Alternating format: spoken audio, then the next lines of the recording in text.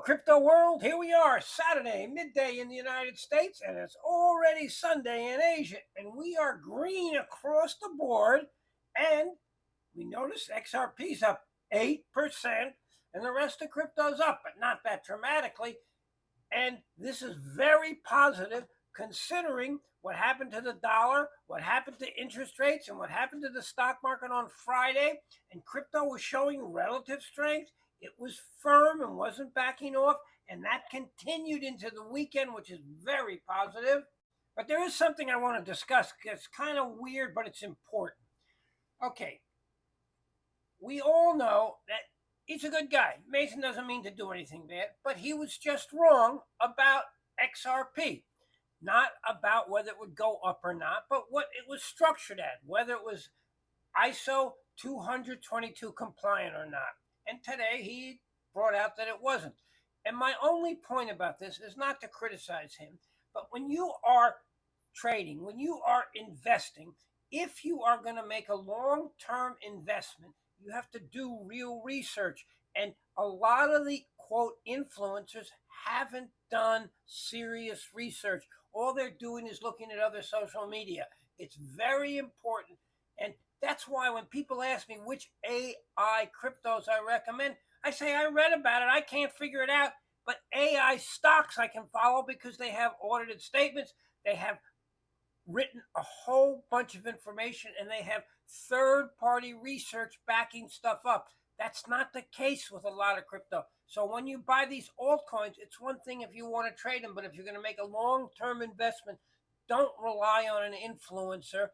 And when the influencer is head of, quote, an army, you ought to make sure that what they're saying is confirmed, not by them, not by somebody in social media, but some research report. And it's very difficult in crypto to find that. So that's why I focus on Bitcoin more than I do the altcoins, except for trading. For long-term investment, for me, it's Bitcoin. And speaking of that, this is a big question. Bitcoin was up round number 135% this year. How much should people own, if any? Well, everybody has their own different view of this, but I want to share with you what the money managers, the financial community is saying. It may not be appropriate for you, but it's something you should hear.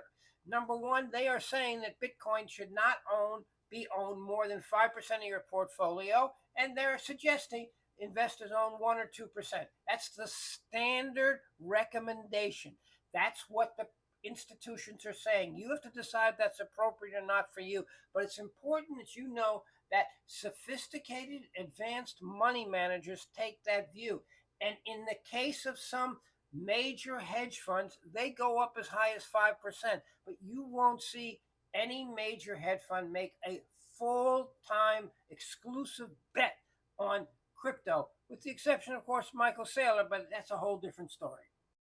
Bottom line, very positive to have crypto doing this after what happened in the equity market, in the debt market, in the dollar on Friday, and the volume's reasonable here.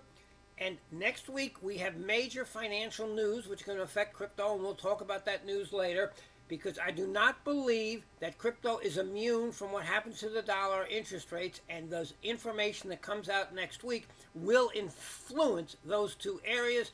And don't forget, sign up on YouTube and follow me there if you follow me here, which I greatly appreciate you, but we don't know what's going to happen with TikTok. So you may want to click on that screen and take my YouTube channel and follow me there too. I'll be putting up the same type of news. Thank you very much, and let's hope this weekend continues what it looks like it's going to do.